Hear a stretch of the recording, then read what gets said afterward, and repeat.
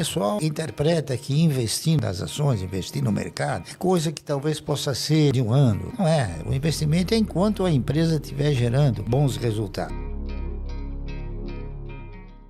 Minha história é uma história como muitos brasileiros que vieram de uma origem humilde, não é isso? E que, para ser muito sincero e muito honesto, teve que trabalhar para ajudar a mãe. Minha mãe ficou viúva quando eu tinha 1 ano de idade. E eu sempre me sensibilizei com o fato dela ser uma guerreira, uma trabalhadora, e sempre postulei a minha postura, assim, de tentar ajudá-la, né? Então, naquela época eu era criança, então eu fui fazer aquilo que era possível fazer para ganhar dinheiro. Então, eu fui ser engraxate, fui aprender a ser alfaiate com meu padrinho, né? Coisas que eu não gostei, mas tive que fazer, né? Como é que foi sua entrada no mercado de investimentos? Conta um pouquinho pra gente, porque você a minha trabalhou entrada como engraxate, vendedor de balas, mas como foi esse mas primeiro isso passo? quando eu era criança. Depois eu fui evoluindo, evidentemente, eu fui crescendo. Eu me formei contador, não é isso? Em 1958. Em 1962 eu me formei em economia. E aí então eu já havia adquirido uma certa maturidade em termos de economia, não é isso? E nós então fomos evoluindo na razão direta das pesquisas que a gente foi desenvolvendo. Eu sempre mirei o meu foco, né, para mim poder ter uma renda mensal. Essa foi meu principal objetivo. E para mim ter uma renda mensal, eu acabei analisando uma série de fatores. Eu aí de contador eu fui para ser auditor, e de auditor a gente frequentava as empresas, conversava com os empresários e via que os empresários, eles tinham o quê? Eles tinham uma forma generosa de ter uma renda mensal através do quê? Através da participação de lucros, etc. E isso foi evoluindo em mim até que um belo dia eu falei, bom, eu vou ingressar nesse universo de investidores, não é isso? E comecei pequeno, comecei comprando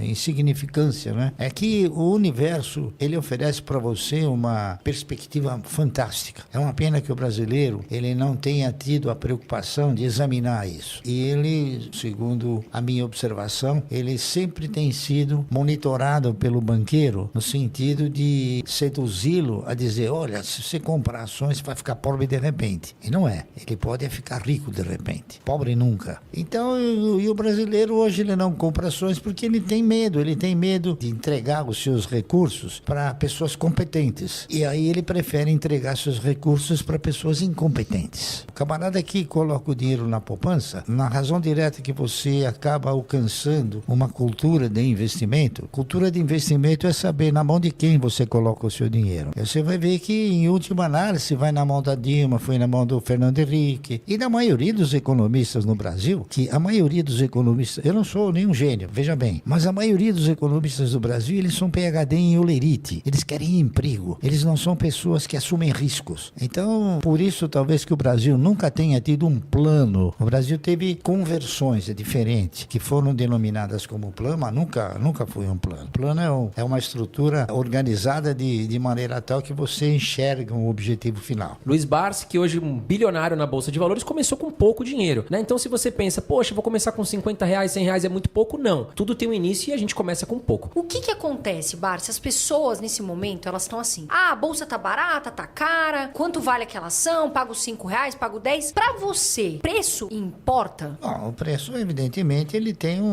é um dos componentes. Ele é um dos componentes da decisão que você acaba tomando. Mas ele não é o único componente. Ele, conforme disse, é um dos componentes. É preciso que você tenha o quê? Que você tenha um elenco de fundamentos que possam te conduzir a você exercitar uma carteira de renda mensal. A minha visão principal é carteira de renda mensal, que eu faço isso desde 1971 e vou continuar fazendo até não poder mais. Porque é a única trajetória capaz de te conduzir ao quê? A você ter um futuro estável. É a única trajetória. Não existe outra. Quem está entrando na Bolsa desde o ano de 2019, pegou uma alta ali muito grande em 2019. Em 2020 veio o efeito pandemia, a Bolsa despencou. A gente teve alguns respiros, mas digamos que os investidores perguntam pra gente, e aí, André, Carol, o que você acha a Bolsa hoje, no nível que tá? Tá barata? Qual a sua opinião, Barsi?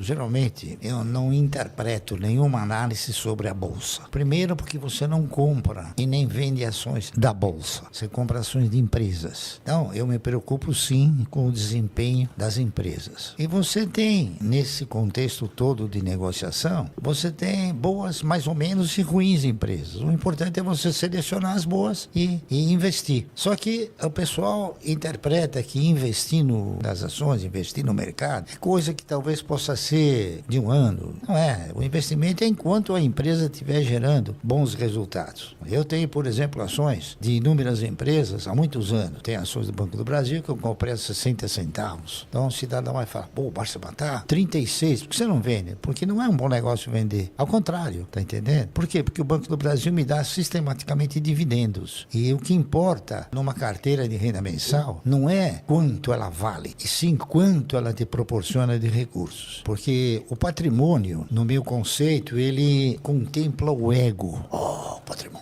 Mas ele não te põe dinheiro no bolso. O que te põe dinheiro no bolso é o dividendo. Então eu já aprendi e tento mostrar para as pessoas que, por exemplo, os camaradas compram uma ação por e veio 90 centavos, ele não ficou pobre nem perdeu tudo. Houve uma oscilação porque o mercado ele é de renda oscilante. Mas o que vale são aqueles recursos que você obtém através do quê? Através da distribuição dos resultados das empresas. Esse é o fator principal. Barsi, comentando sobre o setor elétrico, quais são as 3 ações que o senhor mais gosta? Todas. Eu gosto de todas. Que o senhor tem mais posição? Eu gosto de todas aquelas que geram e transmitem. Aquelas que distribuem, não. Por quê? Porque o custo de geração e o investimento em geração, como o investimento em transmissão, é muito menor do que o investimento em distribuição. Distribuição, a empresa tem 70 mil clientes, né? E na transmissão tem 1 ou 2. Então, o custo é sempre menor. O custo de operação, consequentemente, o resultado é sempre mais significativo. Quais os melhores setores da Bolsa para você, Barsi? Os melhores setores para você investir são aqueles sem o qual uma economia não funciona. Esses são os melhores setores. Então, você tem energia elétrica, setor de bancos comerciais, você tem telefonia. Saneamento eu não aprecio muito. Eu tenho algumas ações da Sabesp compradas há muitos anos, mas um saneamento aqui no Brasil ainda tem muito lugar que tem fossa, né? Então, o investimento em saneamento, como ele é feito mais ou menos, a maioria por estatais, então, o que você coloca embaixo da terra não gera voto.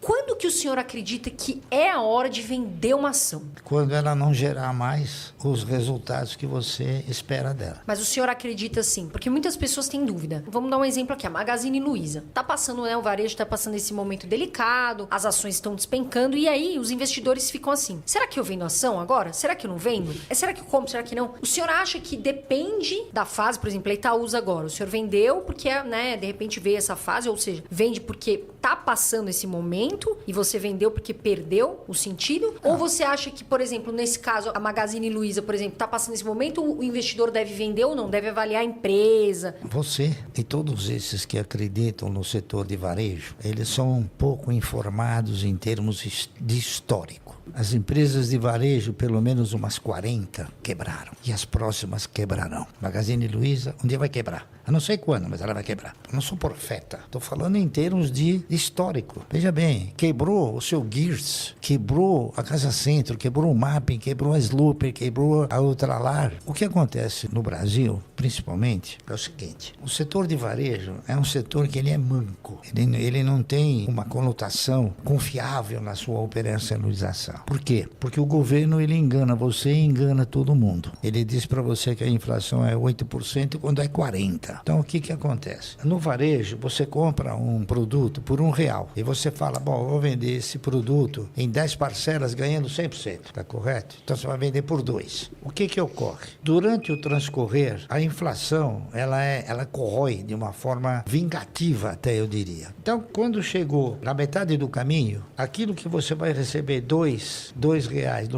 no fim da linha, você já tem que comprar esse produto por R$2. Então, o varejo é uma atividade que você tem que estar sempre aportando recursos, sistematicamente. É por isso que, na minha avaliação, ele não é um setor bom. Então, quem compra varejo é porque ele desconhece isso. Quais são 3 empresas que o senhor não tira da carteira? Desde que o senhor começou a investir, o senhor pretende ficar com elas até o final? A Klabin é uma delas. Eu diria também o Banco do Brasil, porque o Banco do Brasil, ele é a única empresa estatal que tem um bom dono, que se chama Previ, porque ela também é uma empresa controlada pelo governo, né? Mas ela tem a Previ. E a Previ vi não são os políticos, são os ex-funcionários. Então, há uma preservação muito mais eficiente no caso do Banco do Brasil. E uma terceira empresa também, eu diria a Unipar, da qual eu faço parte como membro do conselho, que são atividades que são importantíssimas numa economia. Qual ação que nesse momento o Jacaré está de boca aberta querendo comprar? TASA.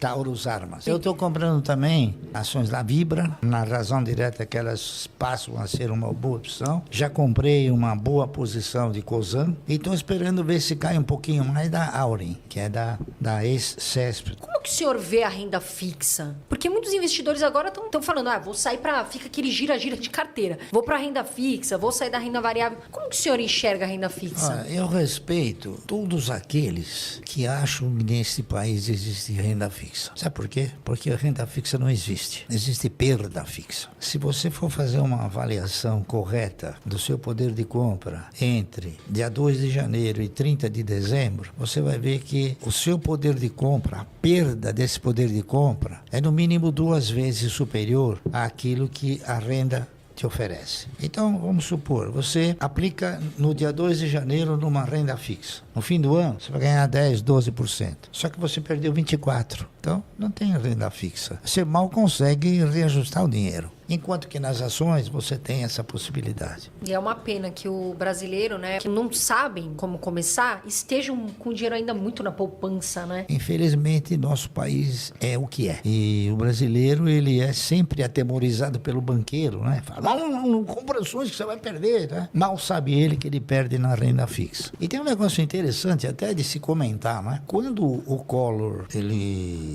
assumiu o governo, a primeira coisa que ele fez foi mudar o padrão monetário. Ao mudar o padrão monetário, ele tirou o cruzado e instituiu novamente o cruzeiro. O que ele fez? Ele encurralou todas as aplicações, menos as ações. Então, para quem diga que as ações não têm garantia, elas têm uma garantia maior do que a poupança e uma segurança ainda mais intensa. Eu, por exemplo, não fui afetado. Eu tinha ações, fiquei com as ações, estou com elas até hoje, ganhando.